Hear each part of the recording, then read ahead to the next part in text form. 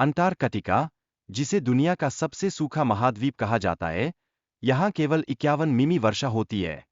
क्या इस तथ्य को जानने के बाद आप सोचते हैं कि यह महाद्वीप एक रेगिस्तान के रूप में कैसे समझा जा सकता है? परंतु इस सूने भूभाग पर कई देशों का अधिकार पाने की होड़ लगी हुई है। फ्रांस, नॉर्वे, ऑस्ट्रेलिया और ब्रिटेन जैसे राष्ट्र इसके विभिन्न हिस्सों का दावा कर रहे हैं। यह क्या दर्शाता है? क्या यह केवल भूगोल का खेल है या इससे भी बढ़कर कुछ है? अंटार्कटिका की खोज का श्रेय कई देशों को दिया जाता है। ब्रिटिश और रूसी दोनों ही इस महाद्वीप की खोज का दावा करते हैं। लेकिन आखिरकार इन खोजों के पीछे का असली उद्देश्य क्या था? एक रहस्य हमेशा बना रहता है। 1770 में कैप्टन कुक ने अंटार्कटिका की खोज की, लेकिन खतरनाक परिस्थितियों के चलते वह वहां पहुंचने में असमर्थ रहे। तो क्या यह वाकई एक खतरनाक स्थान है, जैसा उन्होंने माना था? उनके अनुभव ने क्या कुछ और गहराई में हमें सोचने पर मजबूर किया? 19वीं शताब्दी में देशों के बीच आर्थिक प्रतिस्पर्धा के चलते अंटार्कटिका की खोज में तेजी आई।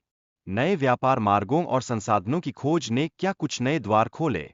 यह क्या संकेत देता है कि मानवता क्या हासिल करना चाहती है?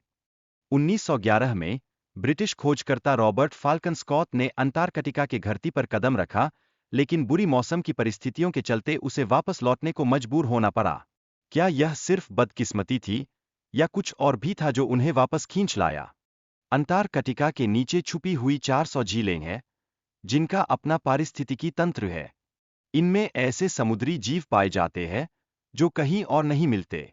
क्या यह जैव विविधता इस महाद्वीप के रहस्यों को और भी गहरा करती है? मैकमर्डो घाटी में खून जैसे पानी के झरने हैं, जिनका रंग लोहे के ऑक्सीकृत होने से लाल हो जाता है।